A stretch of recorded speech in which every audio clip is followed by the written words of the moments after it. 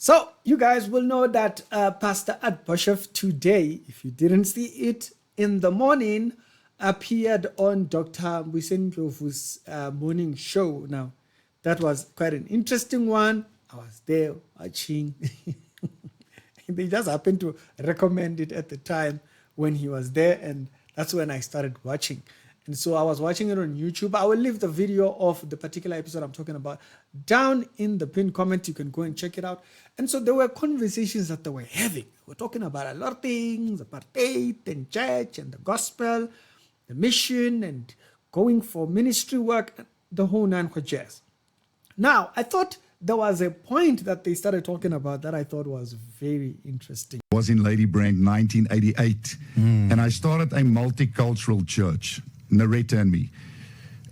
That's before apartheid is abolished, by the way.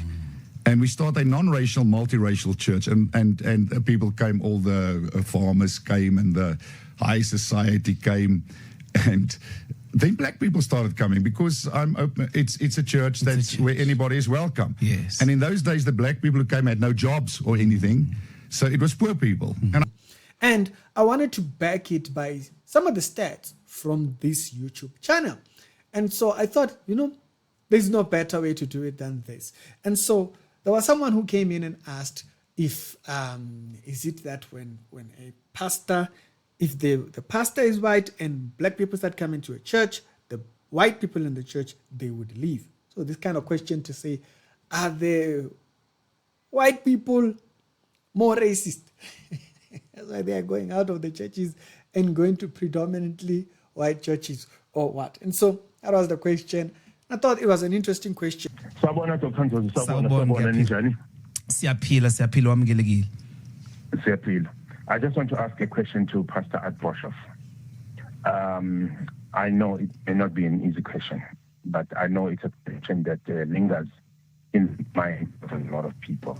In a lot of cases, there are a lot of churches that were predominantly white in the past. The more black people came in, the more white people left, to the point that the churches are now almost 90% black with a white pastor, and most of white people have left. Right, so you can hear his question is very straightforward, very plain. It hits straight. Is it that they are more racist, or does this question come up because it's Mbuyiseni Ndlozi is known to be a politician?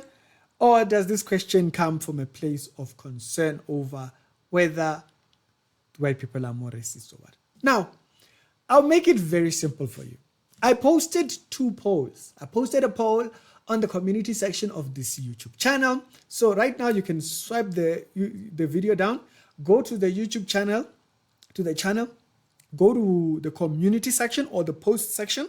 You will notice on the post that I had on YouTube, the votes, I asked people that watch this channel, what would you say you are? You are either black, white, Indian, or colored.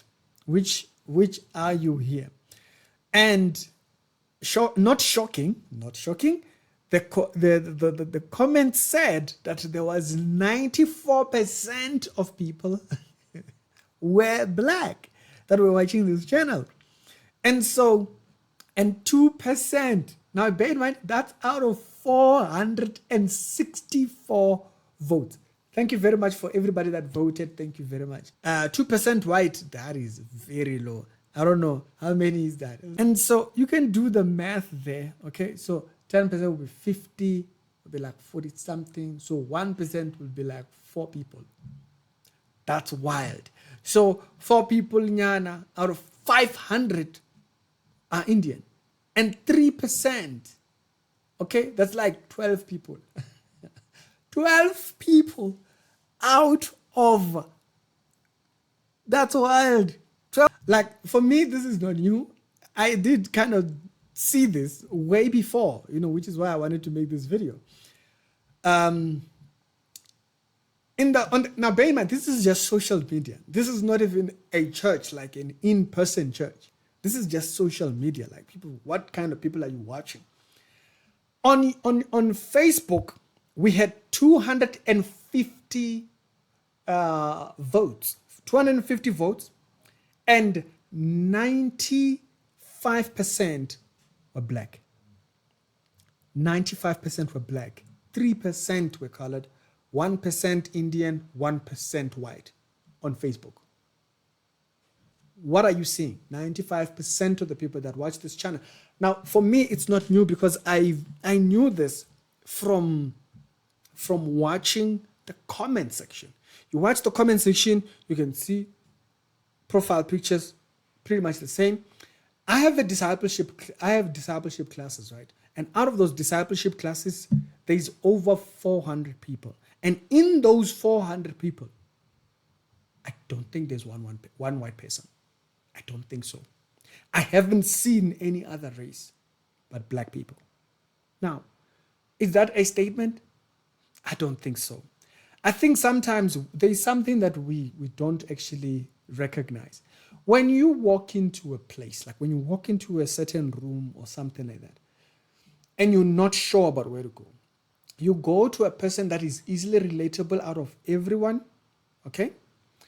And that's the person that you actually then you will actually ask a question. That's why when you get to a work environment, you'll find that people will wear the same type of clothing, especially customer service and all those kind of things. They wear the same thing so that you would see everybody almost as relatable in that manner, right? And so I think it is pretty much the same for a lot of people, right?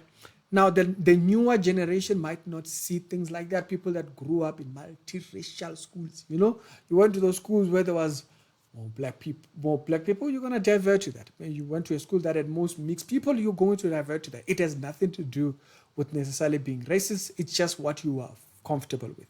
I'll give you another example. I play airsoft.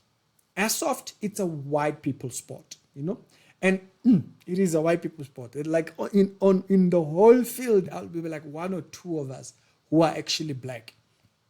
And that actually shows you, again, the very same thing that I'm illustrating. When I'm on the field, it's like Afrikaners and what, and I'll be sitting with them and they'll be talking Afrikaans. I don't hear nothing. And then when they ask me something, they know to change and speak in English and stuff. And for me, it's not uncomfortable. I've never really noticed those things because I've had white teachers, even from primary school. I mean, my music teacher, when I was in a Roman Catholic church, was actually a man from England by the name of Brother Tim, right? And so that it's the same even here on YouTube. It's not that white people don't watch these videos, The funny thing would be for me to make this video and then you have someone like Leon here and be there like saying, no, I'm white. You'll be the only one. But I bet you right now, if you made make a poll on your social media and put it in there, what kind of people are watching my thingy? Are you black? Are you white? Are you Indian? And see the demographic. You will see, even if it's 10 votes, even if you get 20, 30 votes, you'll see what I'm talking about. It has nothing to do with race. It's just whatever a person is more exposed to, that will determine what they are comfortable with. I remember one day when we were playing airsoft, and I shot at someone very badly, and I think it hit him like straight on the nose or something like that. Oh my goodness, he went furious and he said like some crazy things, right? He said something crazy. And when he said this crazy thing, and I'm like, hey. So I just, the moment he said it, I was like, hey. And then it's like, man, sorry, man. He's an African guy. I'm like, sorry, man. Because instantly it hits him what he has just said. And it's like, nah, don't worry. And I was more worried that other people might have heard him because they might have reported it. It might have become a big deal. At the places where I play, I don't play with mini fields. I play with COF Airsoft. And the reason for that is because COF has a very strict rules. If you were to do that, they'll kick you out. And so I was hoping that nobody heard it because I knew he said it. It just came out of him. So I'm like, hey, hey. And then he's like, oh, sorry, man, sorry. And then, and then we walk out, he's trying to explain, and then I'm like, nah, forget about it. We walk out. And then later on, he felt so bad. He felt like so, and I'm like, it's cool, dude. Don't let it sit in your head for too long. So exposure and consistent exposure creates a level of comfortable thinking. So there are people that are not as exposed. So as a result, they're going to gravitate towards a certain thing. And it's the same here on social media. It's the same everywhere, okay? And so the stats that you're seeing right there, they are from my community. You're seeing over close to 500 people. Like between the two platforms, 700 people and all 95% say they're all black. So you have 700 people, almost 1,000. And you are seeing over 700 saying, yeah, black over here, okay? I think it's an issue of exposure and what you're comfortable with, The same way you walk into a room and you are at a bank, or you don't know, there's a lot of lines, you don't know which one. At that point, I'm looking at who is easily approachable, like who lifts up their head, looking to do the service, right? The other person who's just looking down, I'm going to avoid that person. Or the person who looks and then looks away, I'm trying to avoid that person. You're looking for who easy to approach. So I think that's what it comes down to. But y'all tell me your thoughts down in the comment section. It's Ricky. Your thoughts, much value.